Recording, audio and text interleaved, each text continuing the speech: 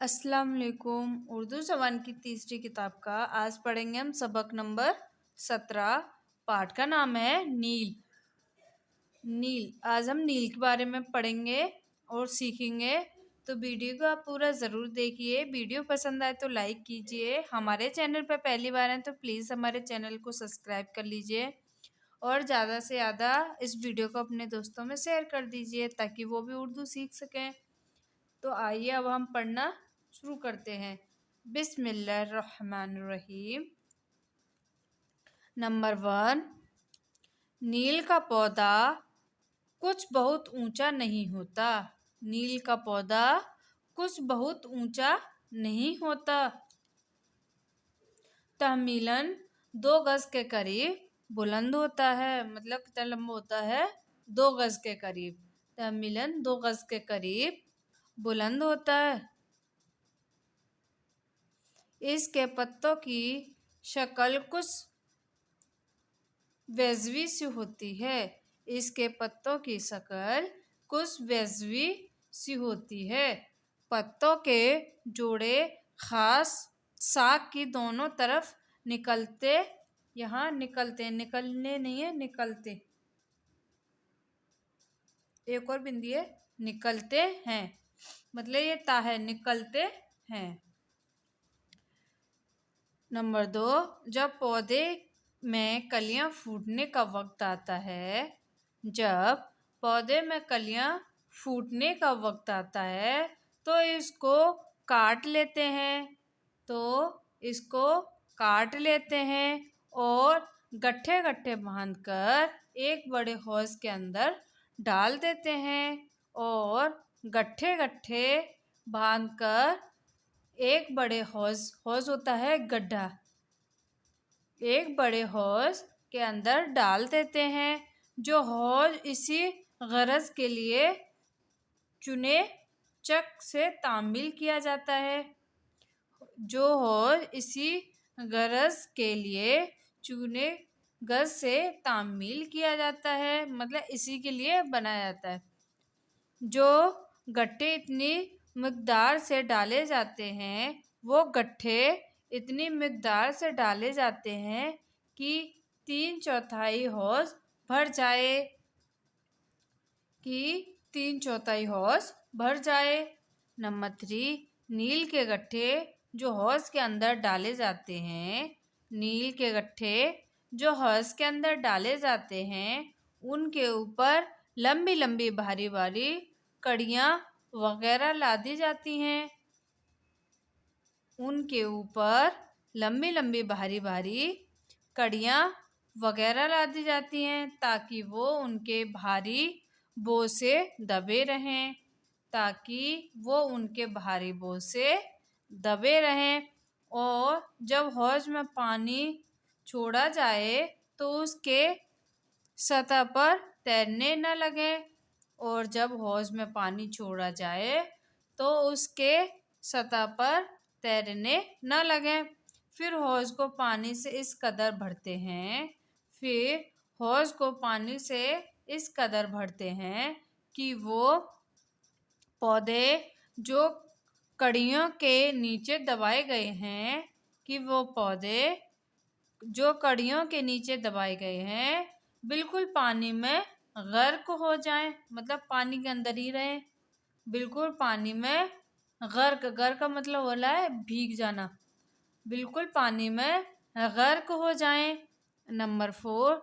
जब पौधों को भीगे हुए चंद रोज, रोज का मतलब है दिन, चंद रोज हो जाते हैं, जब पौधों को भीगे हुए चंद रोज हो जाते हैं तो इस पानी के रंगत में जर्दी झलकने लगती है। तो इस पानी की रंगत में जर्दी झलकने लगती है। इस वक्त मोरी की डांट जो हौज की तह में होती है, उस वक्त मोरी की डांट जो तह में होती है खोल दी जाती है, खोल दी जाती है और तमाम पानी हौज में चला जाता है और तमाम पानी हौज में चला जाता है। पहले हौज की बेनस्बत नसीब में बना होता है। हौज की बेनस्बत नसीब में बना होता है। नंबर 5, अब इस जर्दी माइल पानी को जो नीचे की हौज में आ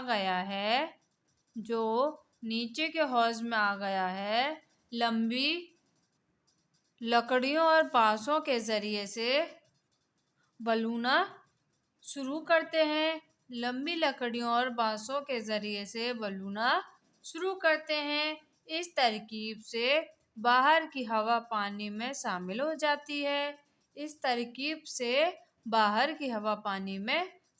हो जाती है। और जर्द रंग के जर्रों को जो पानी के अंदर घुले हुए हैं नीला बना देते हैं। और जर्द रंग के जर्रों को जो पानी के अंदर घुले हुए हैं नीला बना देते हैं। नंबर 6, जब पानी खूब नीला हो जाता है तो इसको छोड़ देते हैं ताकि नील के जर्रे तहनशीन हो जाएं।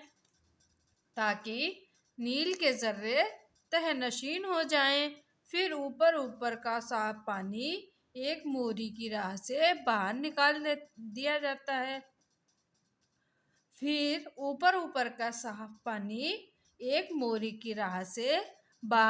दिया जाता है। और नील गाद बाकी रह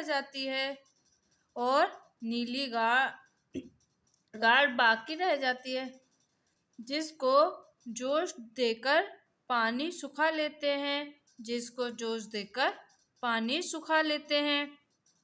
नंबर 7, अब नील की टिक्कियाँ दबा दबा कर बनाई जाती हैं और बहुत हिफाजत के साथ वजन करके लकड़ी के संदूकों में बंद की जाती हैं। अब नील की टिक्कियाँ दबा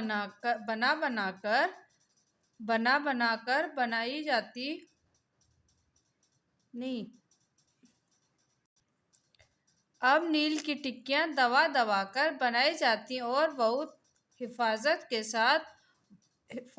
साथ वजन करके लकड़ी के संदूकों में बंद की जाती हैं। और जहाँ उनकी गाहकी होती है वहाँ सरबंद संदूक रवाना कर दिए जाते हैं। नंबर 8, नील रंगने के काम आता है। इसकी बड़ी कीमत होती है।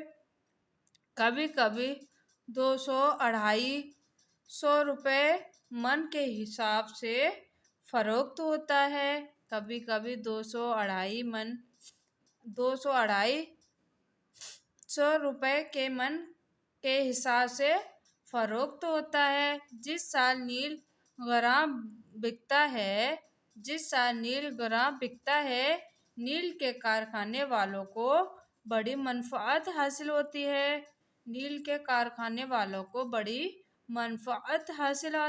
है। मगर जब आर्जा हो जाता है या पैदावार अच्छी नहीं होती तो खसारा भी बहुत होता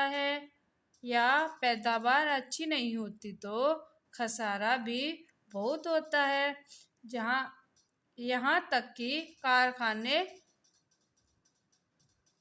पट हो जाता